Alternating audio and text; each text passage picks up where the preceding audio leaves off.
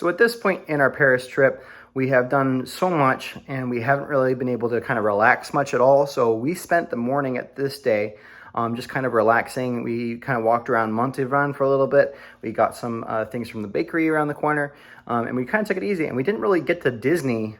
We had planned to do Disney that day, but we're just kind of like, we're good. We've done everything we really wanted to do. We were going to go again the next day for my birthday.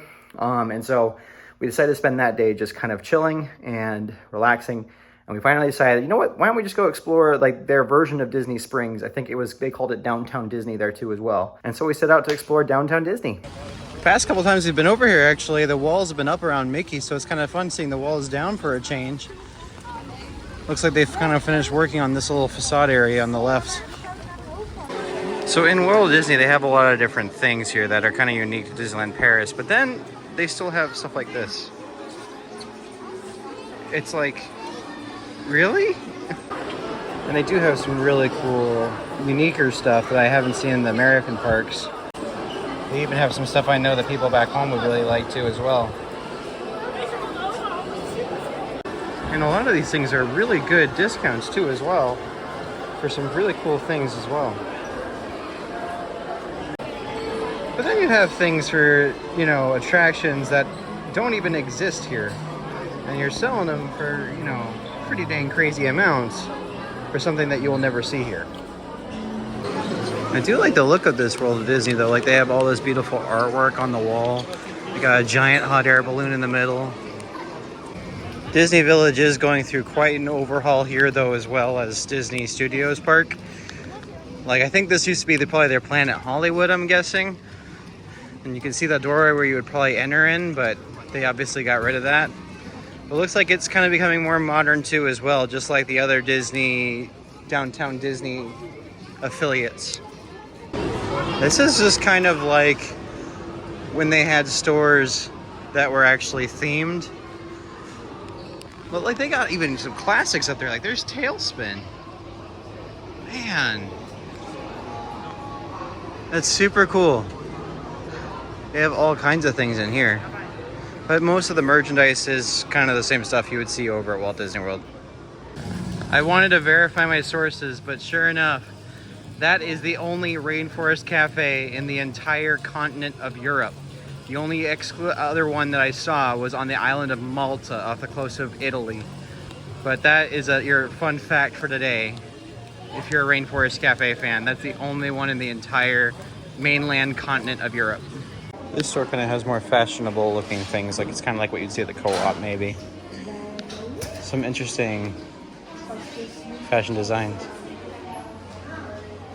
A lot of the same kind of things that you would see in our Lego stores. But there's some nice ones here too as well. It's kind of a crappy weather-wise, but this is the other side of the Rainforest Cafe over here. Straight ahead would be the giant hot air balloon. But it's not running today because it's pouring rain right now. It looks like farther down, those are some of the resorts that Disney has over here.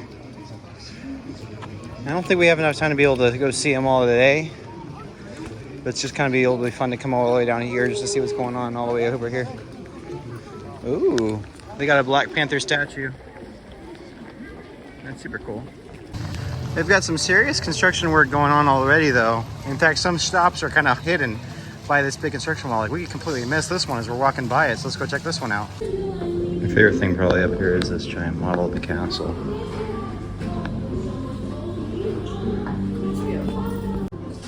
Out of all the castles I've personally seen, this truly is one of the most beautiful ones that we have in the Disney properties.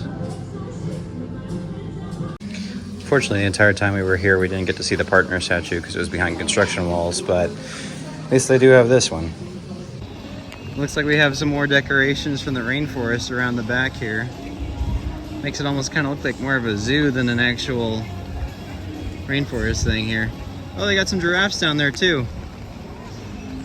So this is their version of Animal Kingdom. Over here they have McDonald's. This is one of the larger McDonald's I've seen in a long time. This is kind of nice though. It's almost like a mini Jungle Cruise in some ways. They even have the elephants that are spitting water, or it looks like they're about to go spit water. But yeah, I'm assuming this is all part of the Rainforest Cafe look. Which is interesting that you have this large, weird-looking Sydney Opera House kind of thing here, and then you have that. Oh, I see. This is some type of jungle quad thing. That's what they're calling it. I don't know exactly what this is. It looks like some kind of, maybe a paddle boat? Yeah, no, this is a thing. But it looks like it's closed up, like most of this park is, unfortunately. But they have these things here. It looks like they have one of these you can actually use. Yeah, it looks kind of like a jet ski go-kart thing. And there's one you can actually kind of see. And I'm guessing it just goes around kind of like bumper cars. This is the Jungle Cruise. It's the Jungle Quad.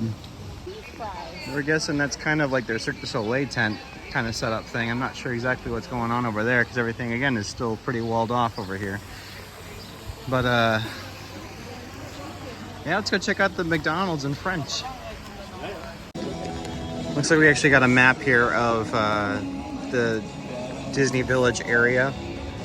So this is the train station where you come in at. What's really nice is right across from it is basically where the entry area is for Disneyland Paris and Walt Disney Studios Park. Right here is the World of Disney that we went to.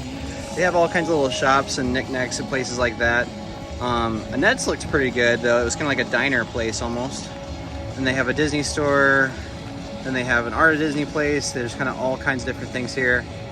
And then this area over here where McDonald's is at, looks like Disney Dome in Disney Village, which I'm guessing is where they have their event things for, I'm gonna guess, some kind of Cirque du Soleil show. But up there is the Disney Sequoia Lodge that we saw from across the lake. And then this is looks like the Hotel New York. And then Hotel Cayenne and Santa Fe are probably farther down that way. And Newport Bay Club is farther down to that way. It's kind of a bit of a layout. I'd say this is probably about maybe a quarter of the side of Disney Springs, just to give you a look at that. But it looks like they're starting to kind of try to overhaul this area, try to make it look a little better. So props to them. It's, you know, going to be interesting to see what they do. This lobby is beautiful. Over there on the right, they have their concierge desks. It's a beautiful painting on the wall. Looks like they also have concierge here too as well, or greeters. And then they have in the chandelier, like a carving of the castle with these beautiful libraries on the side.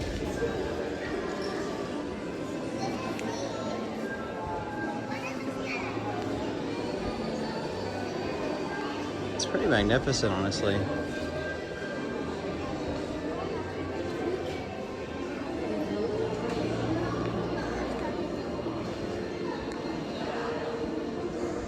What I was surprised was that this is on the side, not the front. But maybe they'll have something big in the center too. But from here you can really see how the carving kind of lines up.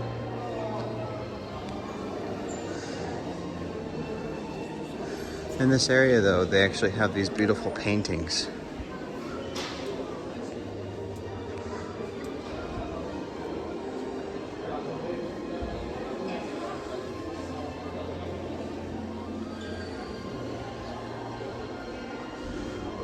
Obviously the books are not real. They're kind of like, just the covers are placed on there, but it's kind of fun seeing the book titles and things like that.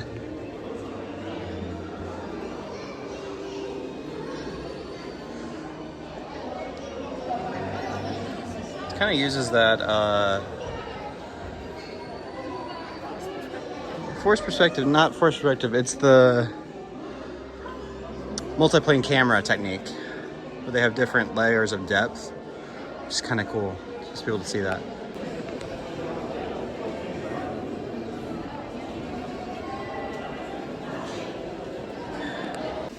One thing that's certainly neat is guests staying in this resort actually do have the ability to be able to see into the park too as well, from a much closer view than any other resort that I've seen so far.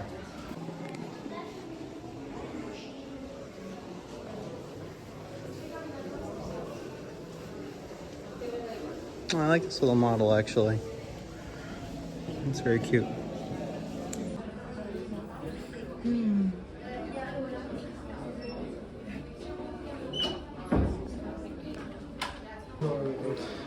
Looks like they also have kind of like a Bibbidi Bobbidi boutique over here. It's a Royal Tailor Salon, which looks like it's like a little mini Bibbidi Bobbidi boutique, which is really cute. Of course, just because they have rooms that overlook the park doesn't mean that you might get a room that does that. Looks like this one overlooks the train station in that area. But it's still very quiet. The lobby smells very nice. It's very cool.